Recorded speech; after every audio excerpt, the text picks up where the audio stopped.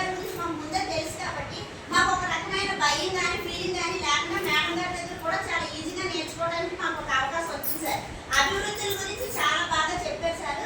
అయితే ఈ 4-5 రోజుల్లో మేము నేర్చుకున్నది ఇవాళ ఫైనల్ గా మేడం గారు మళ్ళీ అందరినీ కూడా పునశ్చరణ చేయించారు. ఏ మేడం నేర్చుకున్నారని సరే ఇందులో కొంచెం డల్గా పరిస్థితులు బట్టి ఆరోగ్య పరిస్థితులు బట్టి కొంచెం డల్గా ఉన్న వారిని మళ్ళా లేపించారు సార్. లేపించి మళ్ళా 5 అభివృద్ధుల గురించి ఇక్కడ నోట్తో చెప్పించడమే కాకుండా రోల్ ప్లే కూడా చేయించేశారు. దానివల్ల మాకు మేము మా టీచర్స్ అందరం కూడా మళ్ళా కొంత నేర్చుకోవడానికి చాలా అవకాశం అయ్యింది సార్. రేపు మేము ఫీల్డ్లోకి వెళ్ళినప్పుడు ఇప్పుడు నేర్చుకున్నది మా అనుభవంలోనికి ఫీల్డ్లోకి వెళ్ళేసరికి అది మా అనుభవంలోకి వస్తుంది సార్. అదొకటి. ఇకపోతే ఇంకా బాగా మాకు మంచి విషయం ఏంటంటే యోగా కాదు మెడిటేషన్